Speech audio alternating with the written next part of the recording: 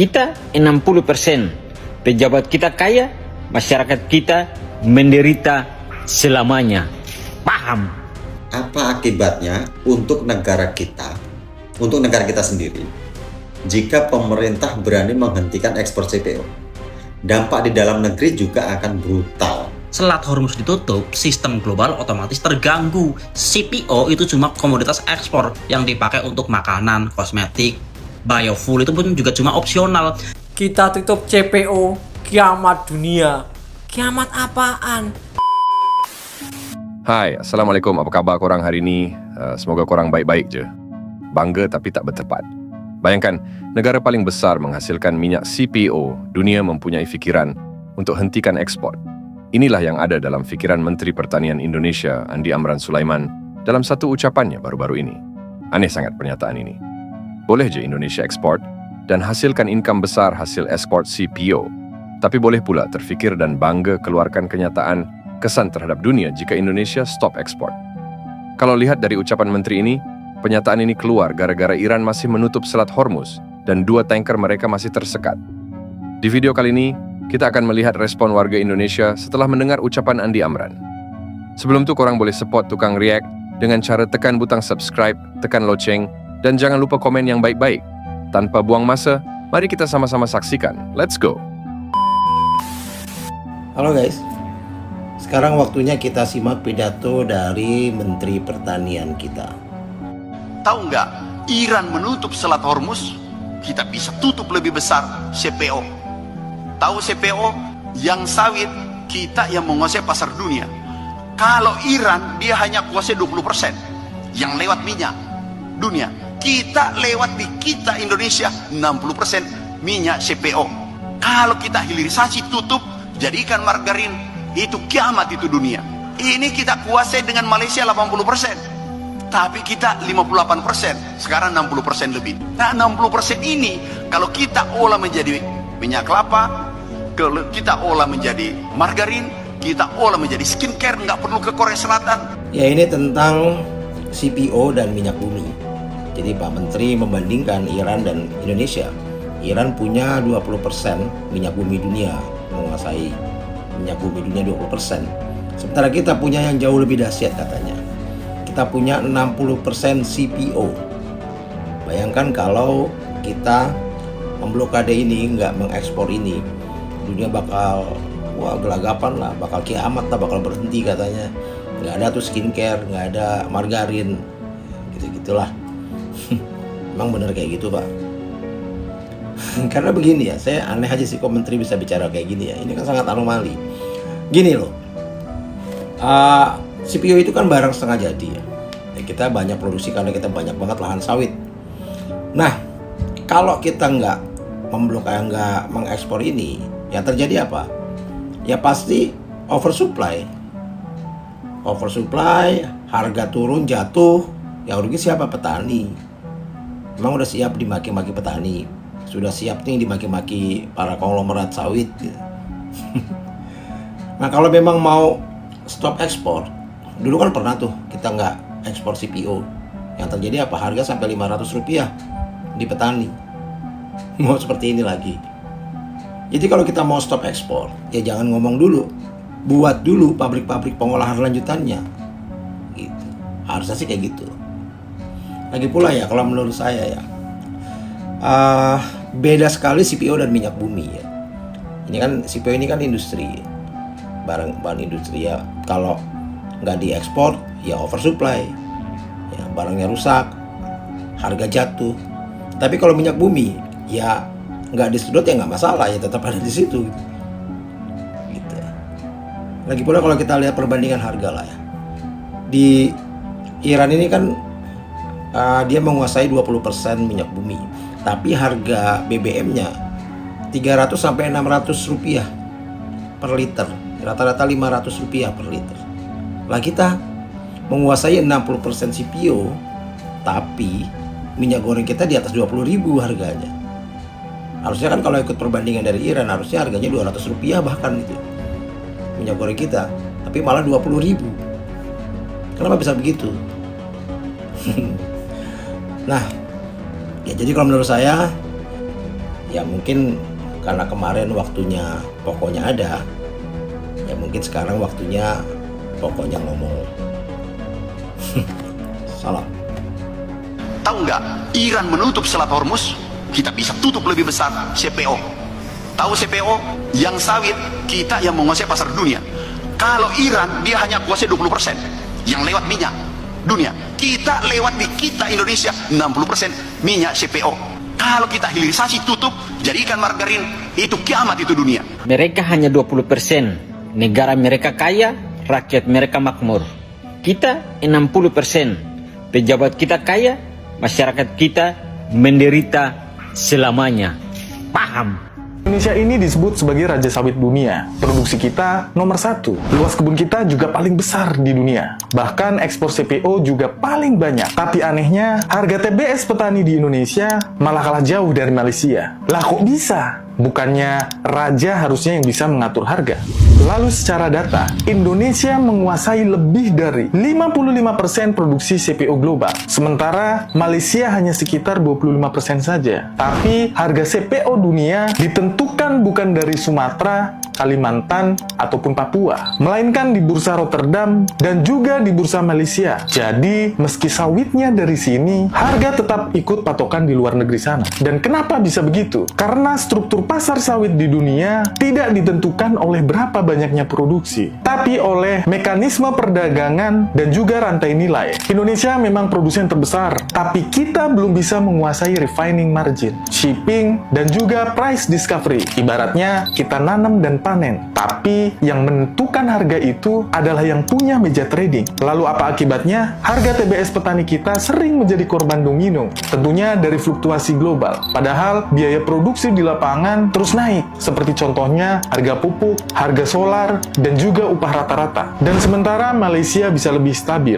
karena sistem tata niaganya yang lebih terkontrol, dan pabrik mereka lebih terintegrasi dengan ekspor dan pasar global. Dari sisi agribisnis, nilai tambah sawit itu bukan hanya dari produksi TBS-nya saja, tapi di downstream processing, oleokimia, biodiesel, surfaktan, dan hingga kosmetik. Malaysia sudah lebih dulu membangun industrial cluster sawit sejak tahun 90-an, sementara kita baru memperkuat hilirisasi dalam 5 hingga 7 tahun terakhir. Padahal potensi kita jauh lebih luar biasa. Riset agronomi menunjukkan bahwa dengan produktivitas di atas 25 ton TBS per hektar, Indonesia bisa menjadi price influencer di pasar Asia. Tapi tentunya semua itu butuh kombinasi antara data produksi yang akurat, transparansi harga PKS, dan sistem distribusi CPO yang efisien. Jadi Indonesia belum kalah. Kita ini cuma belum main di papan yang sama. Kalau saja petani, koperasi, dan juga industri jalan bareng, kita ini nggak cuma raja di ladang, tapi juga menjadi raja di meja harga. Karena sawit itu bukan hanya sekedar volume, tapi soal siapa yang mengendalikan nilainya. Dan disitulah peran pemerintah kita bermain.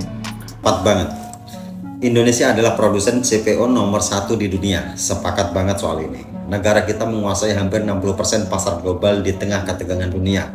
Terutama jika Selat Hormuz di Timur Tengah ditutup dan pasokan BBM global macet. Benar kata Pak Amaran ini, Indonesia punya senjata nuklir ekonomi yang bisa buat dunia gemetar.